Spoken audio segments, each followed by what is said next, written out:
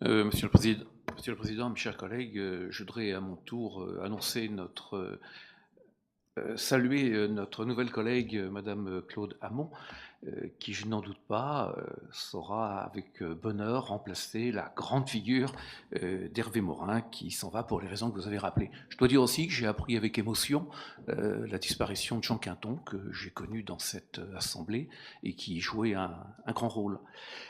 Vous avez évoqué tout à l'heure, Monsieur le Président, les récentes élections municipales. J'ai lu quelque part que nous serions tentés de faire du triomphalisme à cette occasion. Je dirais que personnellement, je ne le ferai absolument pas. Non pas qu'il ne convienne pas de saluer l'arrivée de nouvelles équipes, souvent de jeunes équipes, sur des programmes très intéressants. Je pense notamment à Frédéric Duché qui est dans nos rangs. Mais je pense que les uns et les autres, nous pouvons avoir la sagesse et la hauteur de vue pour considérer que cette élection qui globalement a sanctionné assez fortement tous ceux qui se réclamaient de la gauche, elle succède avec un délai finalement assez bref à des élections où des exécutifs qui n'avaient pas forcément démérité non plus, qui étaient plutôt de droite, ont été lourdement sanctionnés. Alors, quand un bateau prend des coups à bâbord et à tribord de plus en plus violents, ça signifie d'abord une chose, c'est qu'il est dans la tempête. Et je crains que ce soit un petit peu notre situation. Et je le soumets, je le dis amicalement, à ceux de nos collègues qui ont toujours trouvé que le fait que la vie locale soit à ce point arrimée aux considérations nationales, est-ce que c'est pas dangereux? Est-ce que ça ne déforme pas beaucoup et est-ce que ça ne déçoit pas beaucoup de l'attente de nos concitoyens? Je me permets de reposer la question aujourd'hui, comme je l'avais fait dans les mêmes termes à l'époque. Vous avez évoqué, Monsieur le Président, également les déclarations pour le moins surprenantes, pour ne pas dire stupéfiantes, qui ont été faites sur l'avenir de notre institution.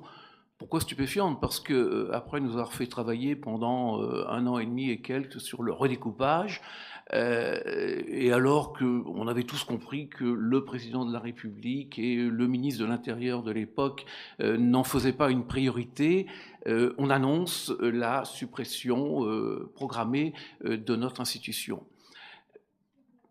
On a certainement la possibilité d'un dialogue et d'un débat intelligent et qui traverse un petit peu les frontières. Alors pour cela, il faut que nous ayons tous un langage modéré, pondéré.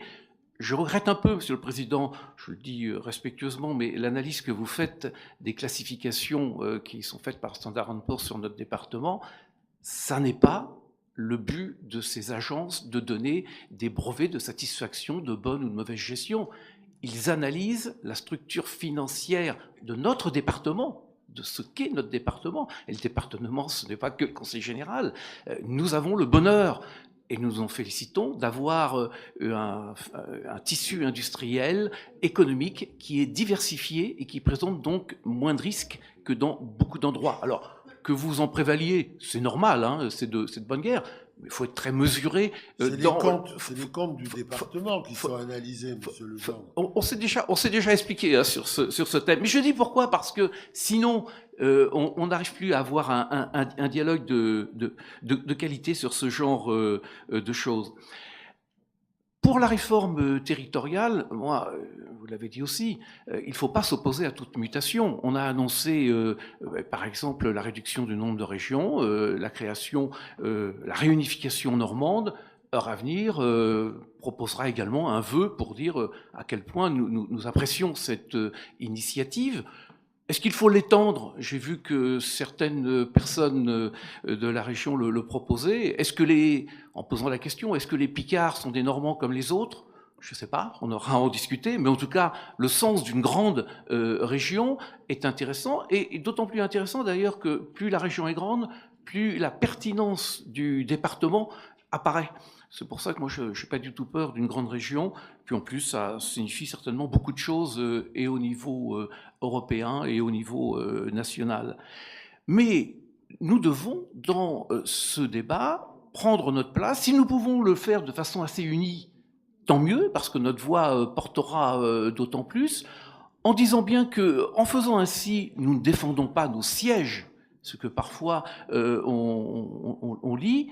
Nous ne défendons pas le département parce que nous sommes des conseillers généraux.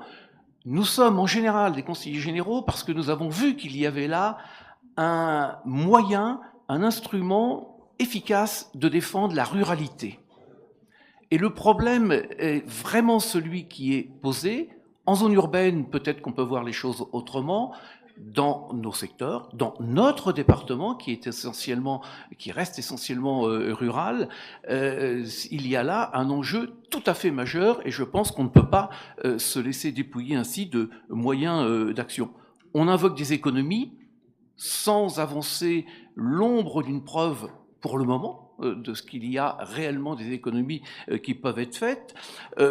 Nous sommes une structure très reconnus, les conseillers généraux sont identifiés et est-ce qu'on peut, dans la conjoncture actuelle, prendre le risque d'affaiblir encore la démocratie française en substituant les conseillers généraux par, notamment on voit comment les conseillers régionaux ont du mal à se faire reconnaître, il y a là de vrais enjeux. Et puis, et j'en aurais terminé sur ce point, cette question fondamentale, départementaliser, avoir une conception départementale de l'administration territoriale, c'est un choix philosophique. C'est le fait de vouloir découper de façon égalitaire sur le plan géographique notre territoire. Je rappelle que les fondateurs voulaient même faire à l'américaine des carrés, tout à fait parfaits, parce qu'ils voulaient une parfaite égalité, ils voulaient une faible identité, il faut dire les choses comme elles sont, parce que aujourd'hui, dans le cadre national, c'est comme cela que s'exprime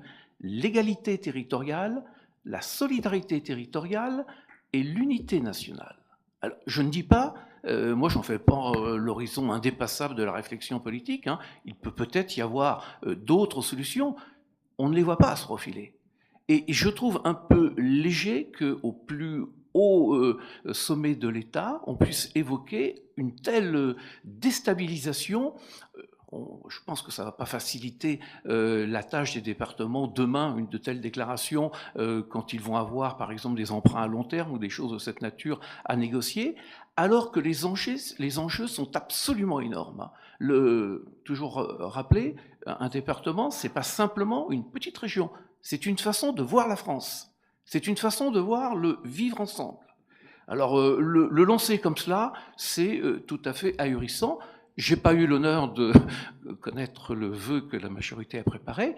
J'espère qu'il est rédigé dans des termes qui permettront à l'ensemble de notre Assemblée de pouvoir exprimer ce que vous avez dit, le rôle à l'heure actuelle irremplaçable de notre collectivité, ce qui, encore une fois, ne veut pas dire que nous ne sommes pas ouverts à une discussion, à des évolutions, et pourquoi pas un jour à autre chose que le département, mais pas sous cette forme, pas de cette façon. Dernier point, un sujet préoccupe de plus en plus nos collègues. J'ai vu que le gouvernement avait fait des avancées dans ce domaine, mais quelque part, cette avancée ou cette demi-avancée ne fait que compliquer les choses. C'est dans le domaine des rythmes scolaires.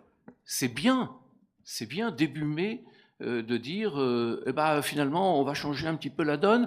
Voulez-vous nous répondre au plus tard pour le 6 juin? Est-ce que on se rend compte là-haut de la façon dont ça se gère. Nous essayons de recruter des gens, notamment dans les secteurs ruraux, notamment lorsqu'il y a ce qu'on appelle des CIVOS éclatés, où la façon de régler les problèmes est d'autant plus compliquée. On vient bouleverser la donne. Alors, à la fois, on se dit, bah oui, c'est bien cet arrangement. Quel dommage que ça n'ait pas été fait plus tôt. Alors, nous allons également déposer un vœu sur ce point pour que soient aidées de façon plus pérenne nos collectivités, parce que au moment où les restrictions, et on commence à en prendre connaissance de l'ampleur des restrictions qui sont imposées par l'État dans les dotations, dès cette année, c'est extrêmement violent si on analyse bien, parce que souvent c'est un peu masqué par l'évolution des bases, mais en réalité c'est extrêmement violent. Nous imposer des dépenses complémentaires qui sont quand même importantes, sans assurer la pérennité des compensations, c'est extrêmement douloureux, mais surtout, pour les plus petites collectivités, je ne dis pas que ça doit forcément être applicable à tout le monde, mais pour les communes rurales, il serait vraiment indispensable que l'on donne un délai complémentaire pour mettre cette réforme en application. Je pense qu'un délai d'1 an serait véritablement bienvenu. J'essaye vraiment de voir les choses de façon réaliste, en prenant en compte les problèmes, sans vouloir faire manger le chapeau de personne, mais en disant, aujourd'hui, il y a des collectivités qui sont dans l'impasse par rapport à ce problème, et je souhaite qu'on leur envoie un signal, et aussi qu'on essaye de se faire entendre de nos autorités gouvernementales. Je vous remercie de votre attention. Merci.